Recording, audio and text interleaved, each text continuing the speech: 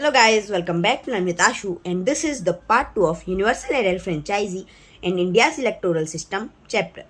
So आज की video में हम बात करेंगे कि देखिए कि जैसे कि हमें सुनने में तो इतना आसान लग रहा है कि इलेक्शंस नॉर्मली हो जाते होंगे, लेकिन इलेक्शंस कराना कोई आम बात नहीं है।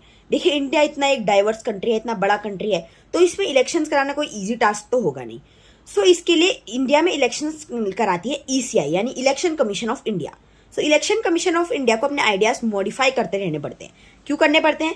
क्योंकि अब देखिए जैसे टाइम के हिसाब से नीड्स बदलेंगी। पहले कागज में वोटिंग होती थी, अब मशीन्स आ गई हैं, तो अब नीड्स बदल रही हैं, मॉडिफाई हो रहा है टाइम, तो इलेक्शन कमीशन ऑफ इंडिया को भी अपने आइडियाज मॉडिफाई करने पड़ेंगे।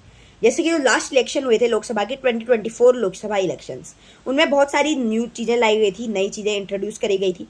जैसे कि ब्रेल वोटिंग, यानी जो ब्लाइंड लोग होते हैं उनके लिए भी ब्रेल स्क्रिप्ट में वोटिंग EVM में कार्ड्स लिखे गए थे, जिनके वजह से वो भी वोटिंग कर पाए थे।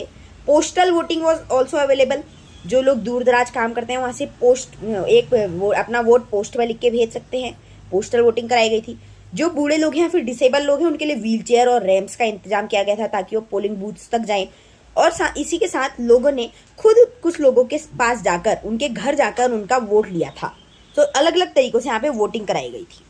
अब देखिए ये तो हो गया काम। सो इलेक्शन कमीशन ऑफ इंडिया कोई हलवा चीज़ नहीं है, यानी वो आसानी से नहीं करा लेती है इंडिया में introduce.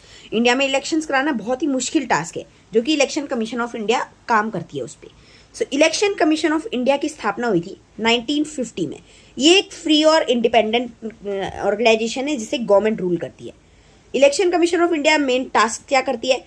Enforcing model code of conduct MCC लागू करती है। उसके बारे में हम अगली वीडियो में जानेंगे। MCC लागू करना, साथ ही साथ डेट्स निकालना कि किस डेट पे इलेक्शंस होंगे, कितना टाइम आपको कैंपेनिंग के लिए मिल रहा है, कब रिजल्ट आएगा, कब MCC लागू होगा, तो ये सब डेट्स भी ECI निकालती है। साथ ही साथ रजिस्टरिंग पॉलिटिकल पार्टीज को रजिस्टर करती है कि इस साल चुनाव में कौन कौन भाग ले रहे हैं। साथ ही साथ एक और काम कि ओवरसीइंग द होल प्रोसेस यानी पूरी प्रोसेस अच्छे से हो रही है नहीं हो रही है, इसे भी वो ध्यान में रखती है। तो अब देखिए इलेक्शन कमीशन ऑफ इंडिया जो है ये 3 लेवल पे है: national level, state level and district level. National level पे एक मेन ऑफिसर होता है, वो होता है चीफ इलेक्शन कमिश्नर, जिसके अंडर 2 लोग और काम करते हैं, 2 इलेक्शन कमिश्नर्स। सो वर्तमान में इंडिया के चीफ इलेक्शन कमिश्नर है ज्ञानेश कुमार। उनके अंदर 2 और नॉर्मल इलेक्शन कमिश्नर काम करते हैं। ये लोग IS लेवल के होते हैं। उसके बाद स्टेट लेवल पे चीफ इलेक्टोरल ऑफिसर और डिस्ट्रिक्ट लेवल पे नॉर्मल ऑफिसर्स होते हैं, चीफ इलेक्शन ऑफिसर। और इलेक्शन ऑफिसर्स 2 प्रकार के होते हैं, ROs एंड EROs।